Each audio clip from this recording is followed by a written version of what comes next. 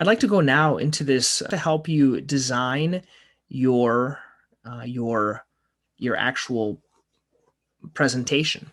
And basically what it is, if you'll just click this button, or I will include this link for you, and it will make a copy of the actual document.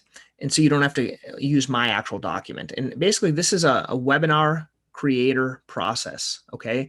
And this is something that I put together to help you to do this. So in this document, all you're going to do is you're just going to fill it in. So what problems do you treat that are fun and exciting? Let me give you an example. You can do like Achilles tendonitis. You can put a couple more down. So these could be your future webinars. The best topic to start with, let's do Achilles. Okay.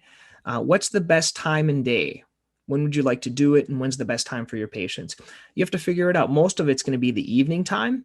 I've tried some during the noon hour, and they don't really work as well for people just because everyone's working.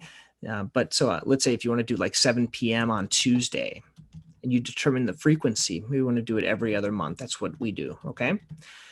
Define the problem, what you have. And what I'm just walking you through is what you're going to explain in the slides. You may already know how to do these, and I'll give you a couple of examples of some of my slides, but you have to define like what is Achilles tendonitis, okay? Achilles is this, and what picture you're going to use. So you may want to use like a picture of a foot with an inflamed Haglund's or an Achilles, something like that. What causes the problem? You want to explain kind of what they have. You want to explain why they have it, okay? And then showing also a picture. I think that's important. And then sharing a story. Patients really like stories.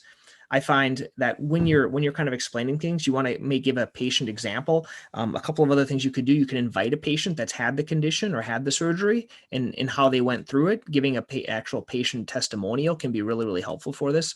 Let's say they had, for example, I had a patient recently. They had shockwave and amnio and a bulbous Achilles tendon.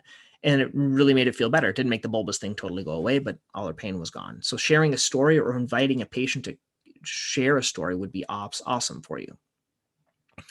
Next year, what are the treatment options? You can kind of go over that. For treatment options, we like to do, for example, there's not really treatment, but you can do like imaging. You might want to do reduce inflammation. You might want to do like support or reduce stress. Okay.